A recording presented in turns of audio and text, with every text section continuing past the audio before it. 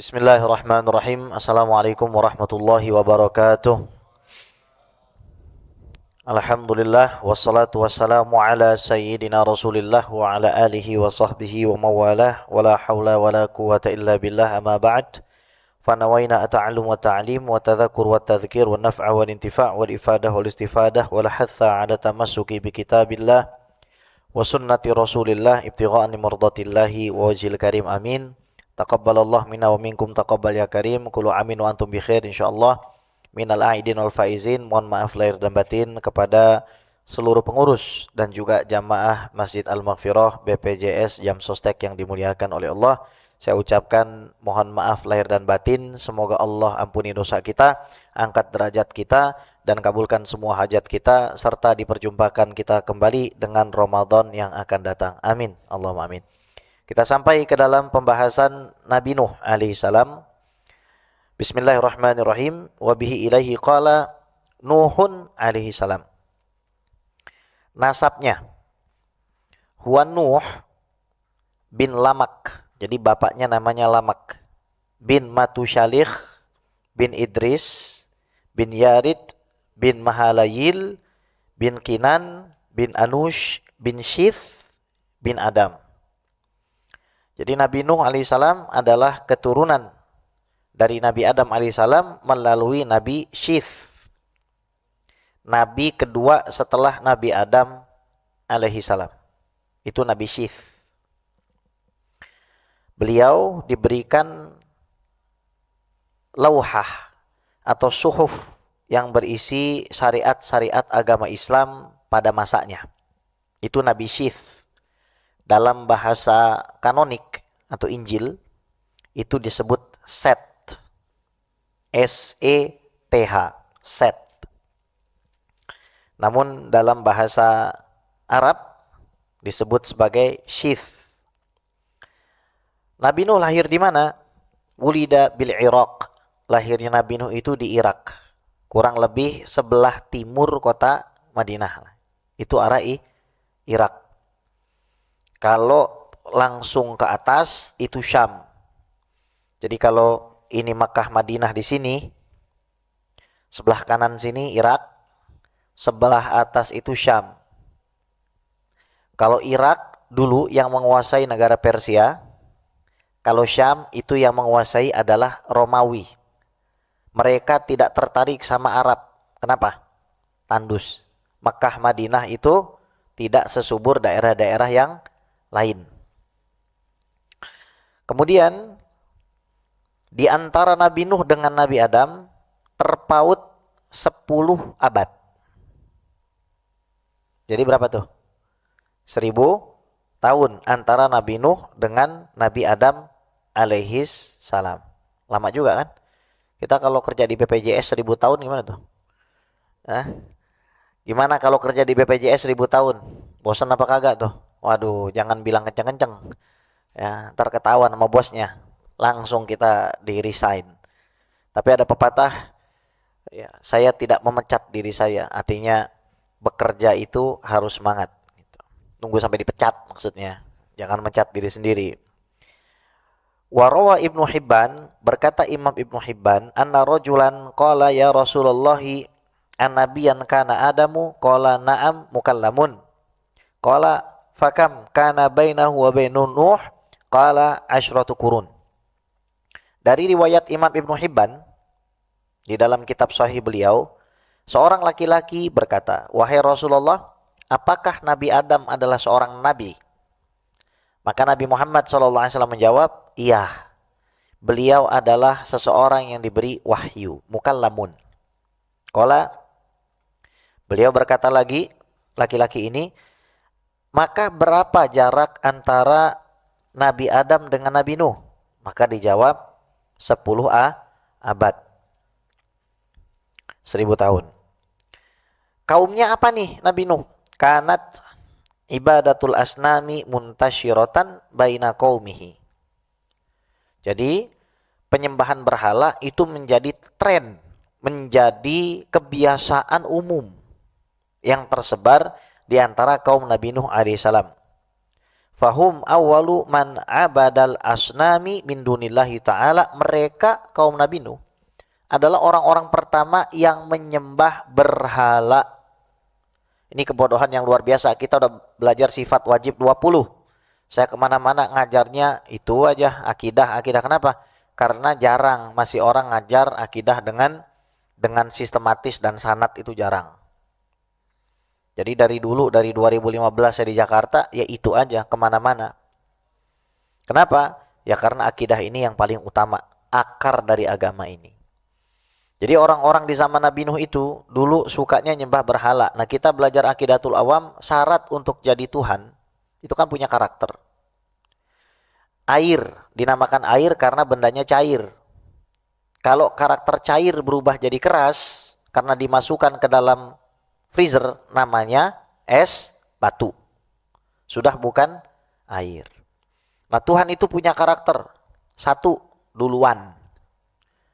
Kalau Tuhan itu belakangan, namanya bukan Tuhan. Gitu. Jadi bagaimana mungkin seorang bapak yang punya anak, kemudian dia bilang kepada anaknya, wahai bapakku. Mungkin nggak tuh? Nggak mungkin. Karena definisi seorang anak pasti belakangan, orang tua pasti duluan. Begitu juga Tuhan. Jadi emang bodoh dan memperturutkan hawa nafsu. Jadi didorong sama hawa nafsu untuk apa? Mencari sesembahan. Salah satu motifnya adalah karena mereka itu susah percaya kepada sesuatu yang mereka nggak bisa lihat. Ya bodoh. Benar-benar bodoh. Begini Pak. Kalau saya pertama kali datang ke Masjid Al-Maghfirah, kemudian saya kagum dengan interiornya, maka tanpa perlu saya melihat orang yang membuat ini, saya sudah bisa menyimpulkan ini pasti ada yang buat. Gak mungkin ada dengan sendirinya dan gak mungkin menciptakan dirinya sendiri, gak mungkin. Maka kebodohan yang merajalela ini menjadikan Nabi Nuh alaihissalam diutus untuk memperbaikinya. Nah, ini salah satu kewajiban kita. Kenapa setiap masjid bikin kajian? Untuk menjaga umat Islam dari kebodohan ini. Untuk menjaga akidahnya, untuk menjaga cara beribadahnya, untuk menjaga adab dan etika di dalam bermuamalah dengan Allah, bermuamalah dengan Rasulullah, dan juga bermuamalah dengan umat manusia. Bagaimana dakwahnya? Bu'itha ba'dal khamsin min umrihi fajtahada fi nushi qaumihi wa irsyadihim ila ibadatillahi wahdah wa tarki ibadatil asnam. Nabi Nuh itu awal mulai jadi ustadz, ibaratnya tuh. Mana itu? Umur 50 tahun. Ya. Umur 50 tahun. Ya, zaman umur 50 tahun, kalau saya nggak tahu bagaimana perubahan biologisnya. Apakah misalkan umurnya Nabi Nuh itu 1700, 1600, 1500, 1200 atau 1000 tahun itu lebih ya. Saya nggak tahu perubahannya itu seperti apa. Apakah uban itu munculnya umur 50, apakah kemudian stagnan, apakah uban itu munculnya umur 300 tahun, 500 tahun, itu saya nggak tahu. Jadi belum dapat informasi apakah di zaman Nabi Nuh itu umur 50 anak muda atau udah tua. Tapi yang jelas Nabi Nuh menjadi seorang nabi diutus ya, itu pada saat umurnya 50 tahun. Kemudian beliau berjuang untuk menasihati kaumnya. Berjuang artinya pasti dapat penolakan. Dan menunjukkan kaumnya untuk beribadah kepada Allah. Berarti menunjukkan kaumnya kepada Allah dulu. Mengenalkan kaumnya kepada Allah dulu. Ini loh Allah. Makanya sifat 20 kita pelajari, selesai alhamdulillah. Ya. Kira-kira Nabi Nuh dulu menjelaskan sifat wajib 20 enggak? Pastinya. Itu sudah pasti Pak. Jadi apa yang dibawa sama Nabi Muhammad yang beda itu hanya furu ataupun cabang syariat. Namun Tuhan itu wujud, qidam, baqa, mukhalafatuhu lil hawadithi, qiyamuhu binafsi, wahdaniyah, qudrah, iradah, ilmun, hayat, sama, basar, kalam, qadiran, muridan, aliman, hayyan, sami'an, basiran, mutakaliman.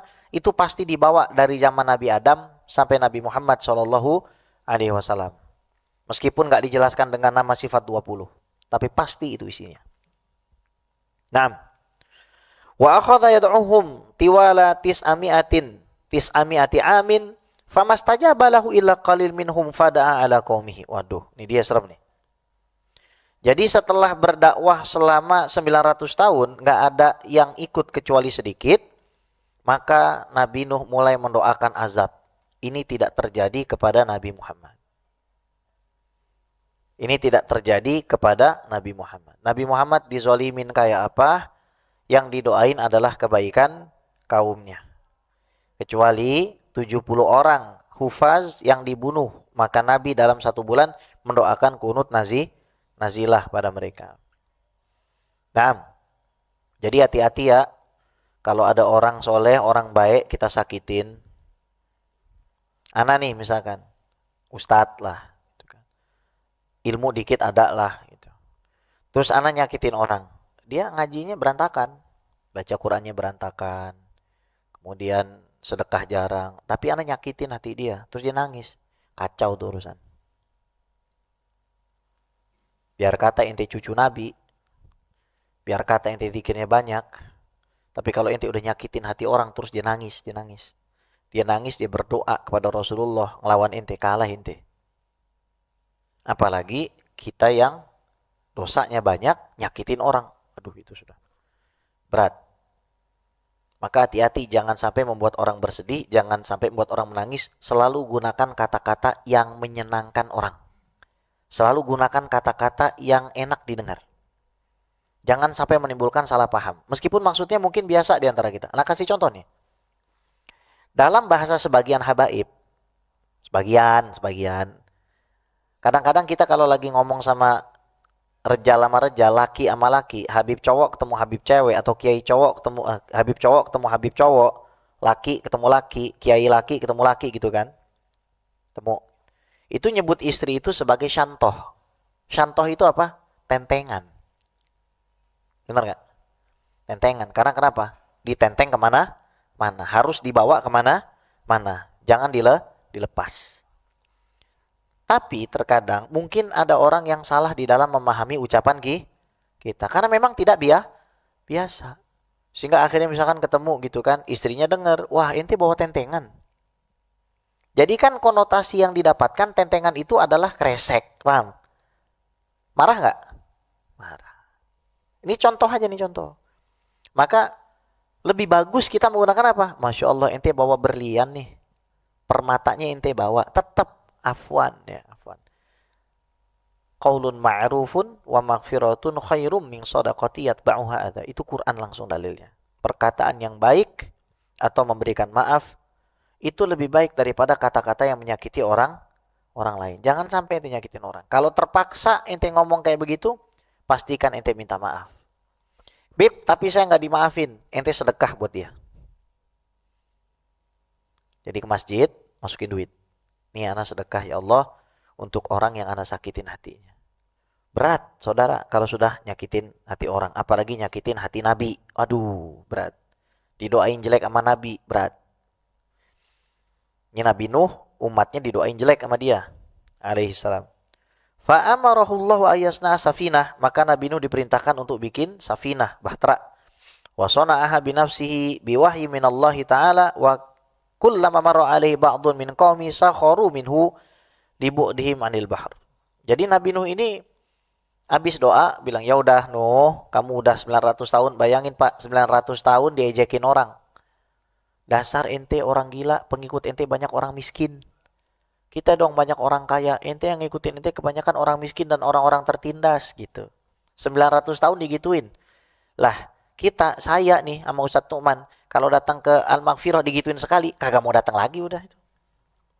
Coba kempesin ban mobil saya. Kagak bakal saya datang ke sini lagi. Nah ini 900 tahun. 900 tahun tiap bawa mobil dikempesin. Dakwahnya tiap hari lagi. Kalau saya mah tiap Rabu doang. Itu tiap hari. Ya wajar kalau dia marah. Wajar lah. 900 tahun. Nah ini emang udah tambang semua nih. Udah pada nggak bisa diurus. Ya, makanya kesabaran saya menipis nih lama-lama nih. Semakin sedikit ini. Ya, perlu kita doain. Ya Allah yang tidak hadir majelis hari Rabu. Jangan tambahin gajinya ya Allah. Perlu gue doain gitu. Yang hadir ya Allah tambahin gajinya. Kayaknya perlu tuh didoain sebelum sholat. Kita doakan semoga yang hadir majelis gajinya lebih banyak dari yang gak hadir. Gue jamin. Gue jamin. Gak berani tuh dia keluar tuh. Pasti di sini. Perlu tuh satu man. Kadang-kadang kita doain. Nanti anak aja yang jadi imam tuh. Ya Allah, tambahkanlah gaji orang yang sholat dan hadir majelis taklim. Lebih banyak dari yang kagak hadir. Tuh mau keluar bingung juga. Tadi gue diaminin banyak orang nih gue keluarnya. Tuh, Nabi Nuh berdoa. Ya. Nabi Nuh mendoakan kaumnya. Udah begitu, diejekin lagi. Laut jauh, Nuh. Laut jauh. Ngapain buat perahu di sini? Laut jauh, begitu. Wa sana'aha binafsi biwahyi minallah. Dan buat sendiri itu. Falamma ja'al yaum al-maw'ud raqiba Nuh wa man amana mahu safinata wa akhadha min kulli syai'in dzakaran wa untha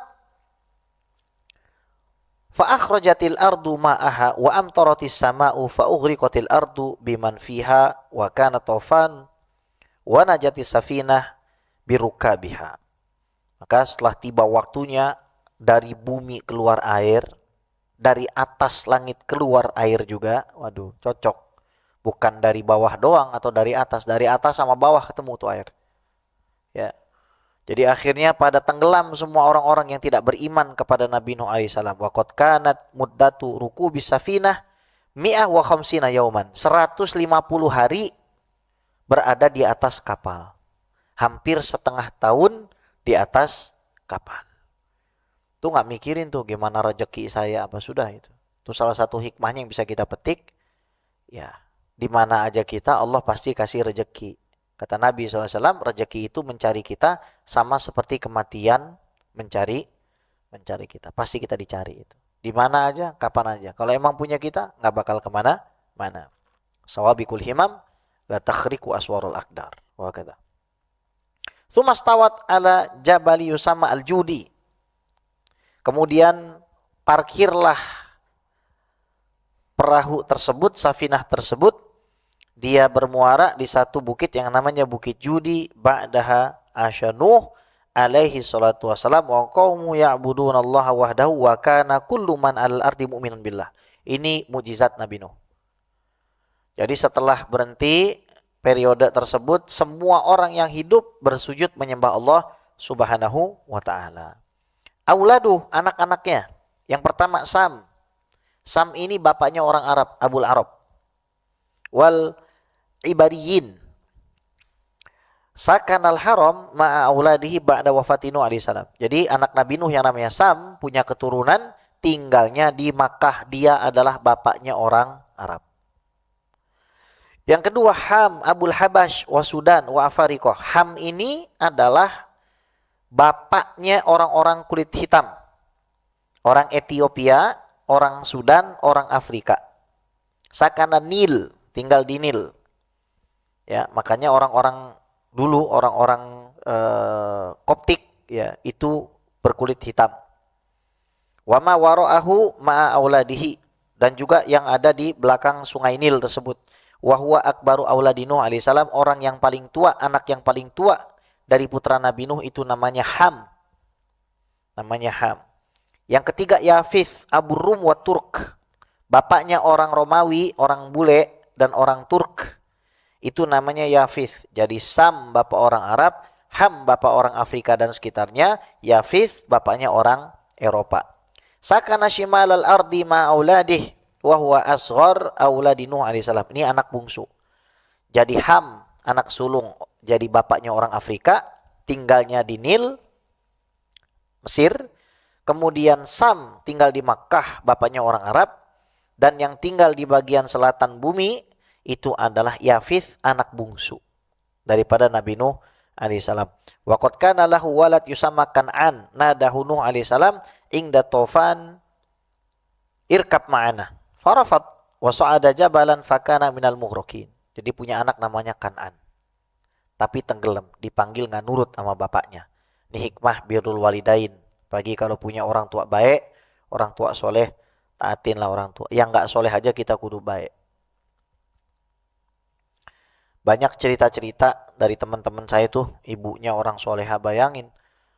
Lulus SD, sudah ngajar nahwu sorof. lulus SD, udah ngajar nahu sorof. Saya punya teman tuh ibunya begitu.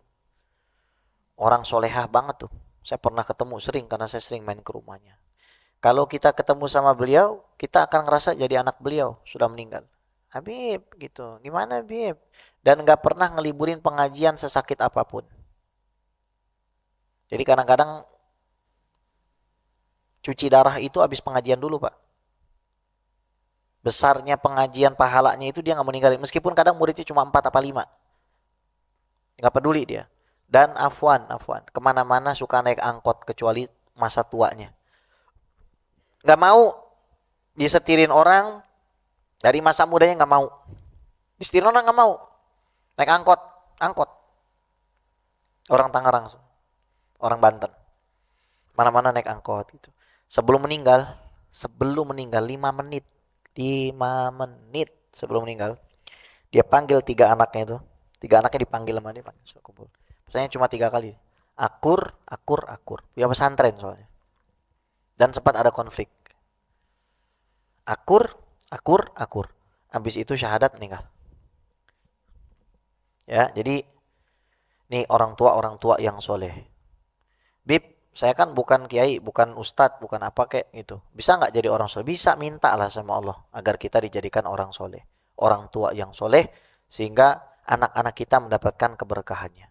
Kadang-kadang kita sebagai orang tua terlalu fokus sama upaya lahiriah. Kita masukin, kita yakin banget, oh anak kita akan jadi anak yang baik, anak kita akan jadi anak yang soleh kalau kita masukkan ke institusi ini.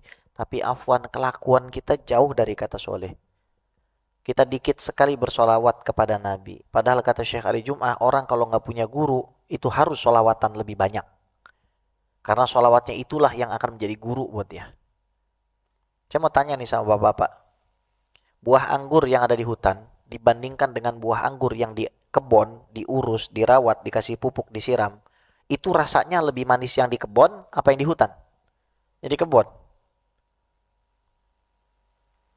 Anak yang dibiarin besar badannya, tapi nggak dirawat, di hadonah yang baik, ibaratnya di kebun yang baik, ya liar dia Pak.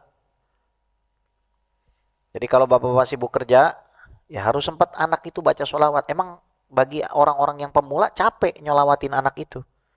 Ba'da sholat baca fatihah buat anak, sholawat buat anak. Itu akan menjaga kita punya anak. Biar kata jauh, tuh anak pasti balik. Pasti balik kepada kita. Habib Muhsin bin Yusuf Hamid tuh ngajarin saya, ya Habib guys, antum kalau jauh dari anak, enak nih, apa nih? Alhamdulillah, kan ceramah saya terganggu kan? Ini beda nih sama yang biasa nih.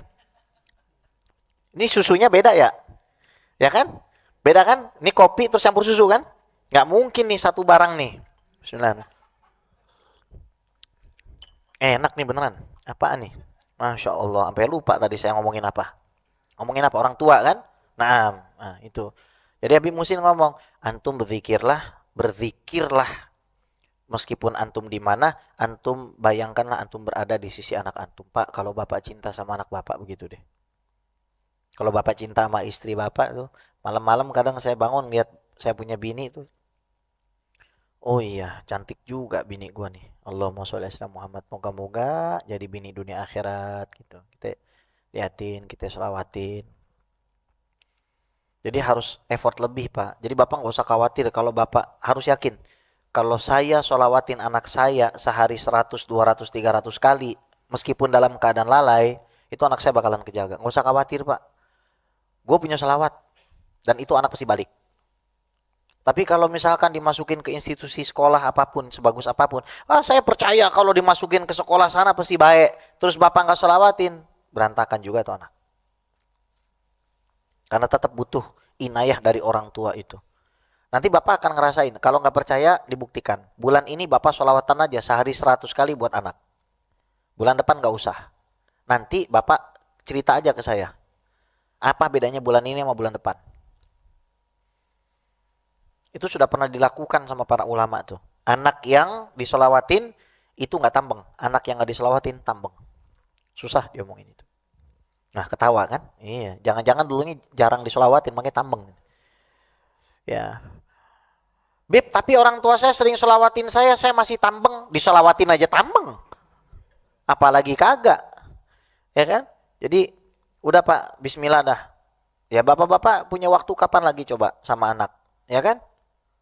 Nabi Nuh aja ya pasti Nabi Nuh ya bersolawat juga kepada Nabi. Itu pasti diajarin juga tentang Nabi Muhammad beliau itu. Ya. Pasti diajarin tentang Nabi Adam. Nabi Adam aja bersyahadat baca solawat kepada Nabi Muhammad untuk tawasul. Ya kan? Nabi Adam. Pasti diajarin itu. Nggak mungkin nggak diajarin tuh tentang Nabi Muhammad. Apalagi kita yang bukan Nabi, bukan Rasul gitu. Maka saya kalau misalkan lagi jauh dari anak, sedihnya kayak apapun, ya lagi terpisah, lagi apa, lagi jauh gitu. Udah baca sholawat. Lagi kangen, baca sholawat.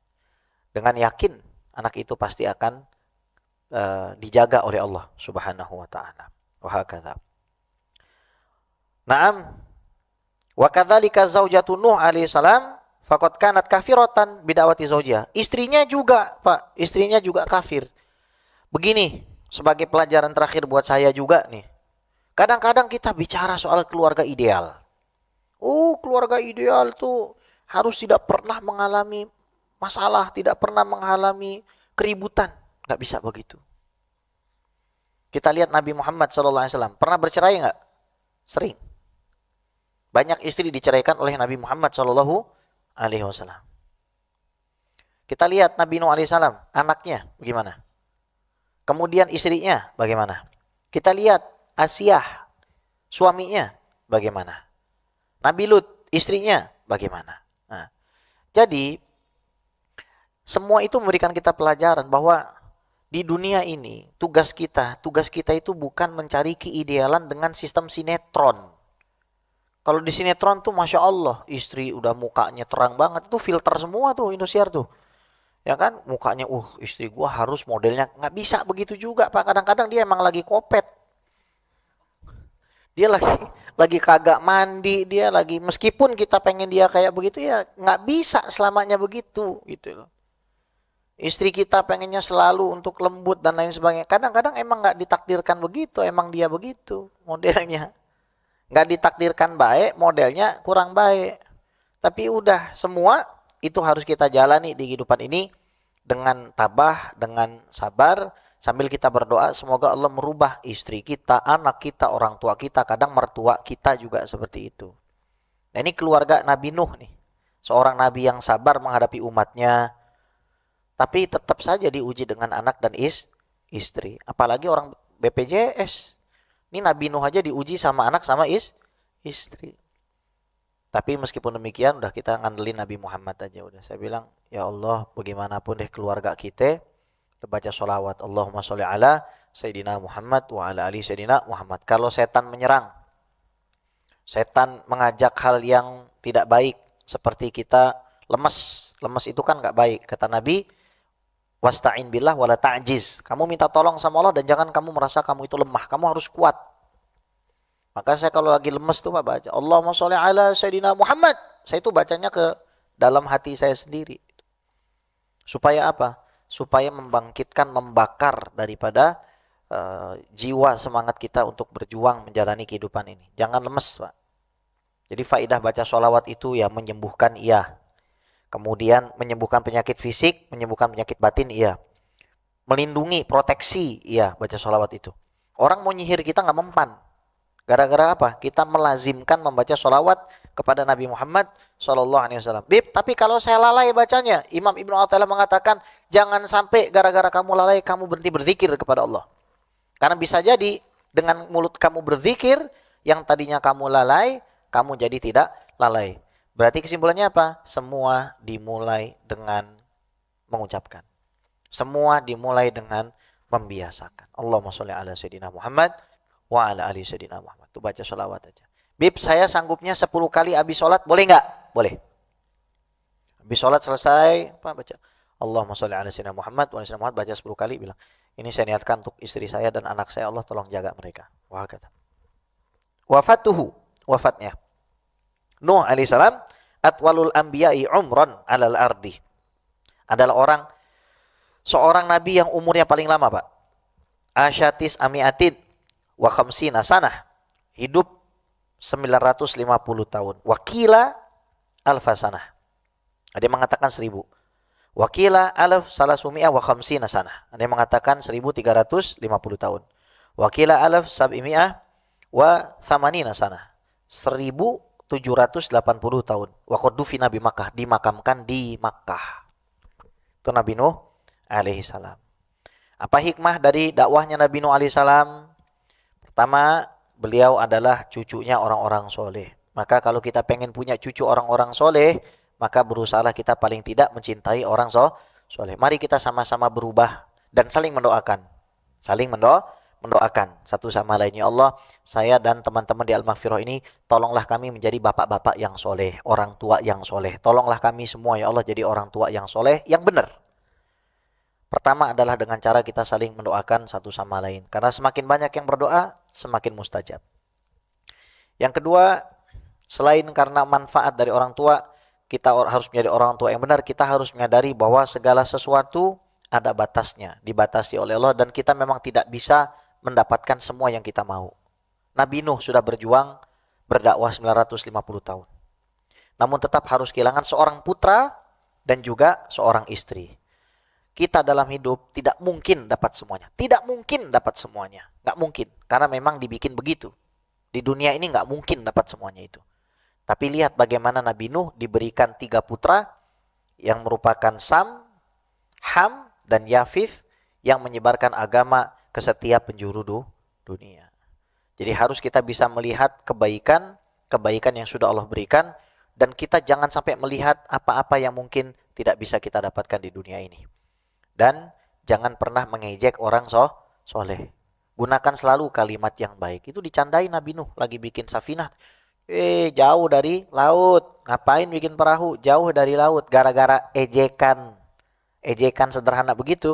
Akhirnya jadi apa? Tuh orang gak bisa selamat bersama Nabi Nuh alaihissalam. Semua adalah proses. Dan jangan pernah berhenti berproses. Perbanyak baca sholawat kepada Nabi SAW.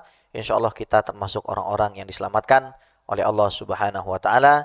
Amin. Allahumma amin. Kita baca suratul Fatihah untuk Al-Maghfirah, untuk kita semua. Semoga Allah Subhanahu wa ta'ala ampuni dosa kita, keluarga kita, anak istri suami kita. Dan semoga Allah Subhanahu wa ta'ala memberikan kita hajat-hajatnya qabul semuanya. Yang sakit diberikan kesehatan, yang letih diberikan kekuatan. Semoga tahun ini pada naik gaji semuanya, uangnya ditambahin sama Allah, banyak duitnya ya Allah. Semoga yang tadinya 5 juta jadi 10 juta, yang tadinya 10 juta jadi 20 juta. Semoga ditambahin semua uang-uang kita, duit kita tambah banyak, haji dan umroh. Dibelikan kita itu sama Allah kendaraan yang baik untuk berdakwah, kendaraan yang baik untuk bekerja, kendaraan yang baik untuk menuju tempat-tempat ibadah. Semoga anak istri kita menjadi anak istri yang soleh dan soleha, dan kita wafat husnul khatimah. Li ridha'illahi ta'ala jalaluh wa la hadratir rasul wa fatimah al-batul bintir rasul. Walana wali walidina wa auladina wa dhurriyyatina wa masyayikhina wa muhibbina wa talamidhatina wa ashabil huquqi alina ajma'in. Sya'ulillahi lana wa lahumul Fatihah. A'udzu billahi minasyaitonir rajim. Bismillahirrahmanirrahim. Alhamdulillah.